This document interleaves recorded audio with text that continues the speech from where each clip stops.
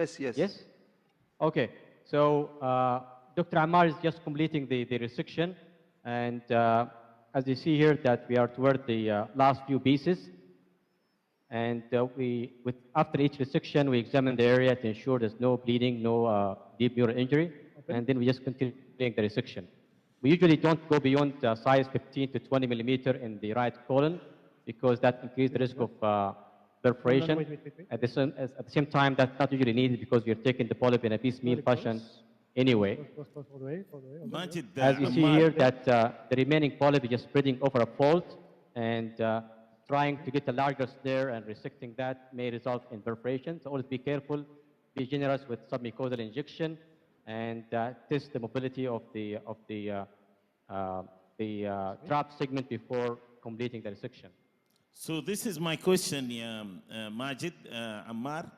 When you have the polyp is behind the fold. Very low. Can you raise your voice, please? Can we raise the volume, when please? the polyp is behind the fold, how? Dr. Hamad, we barely hear you. You cannot hear me?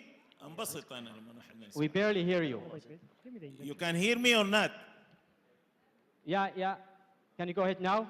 Okay, I was wondering when the polyp is behind the fold and it's a big polyp spreading, when you start cutting, how do you go to behind the fold?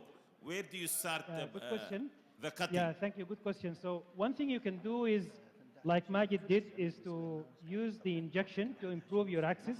So Majid did inject behind, so he went with the scope behind the fold, went down with the scope, with the tip of the scope, and then advanced the injection.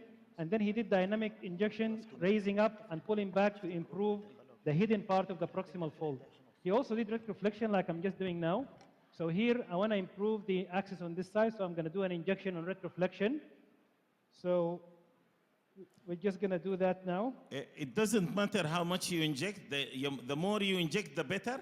Saline and adrenaline? No, yeah. So the more, we're using saline. So saline dissipates very quickly. So we need to inject more frequent. This was shown in the study and also in Westmead, Sydney, where if you use a colloidal solution like hydroxyethyl starch or Volvilin or gelafusin, you end up having less frequency of injection, and you need less cutting. So here we got to inject in the proximal fold. So because there is already Majid here injected in the submucosa, here it's safe to just stab the needle inside. So inject, Michelle, quick injection, and then I'm using dynamic maneuver, raising the scope to try and get a mount, and I'm pulling back the needle, keep injecting, stop, okay. And give me this, hold on. So Thank you very much, Dr. Ammar. It's right to pull the scope or the catheter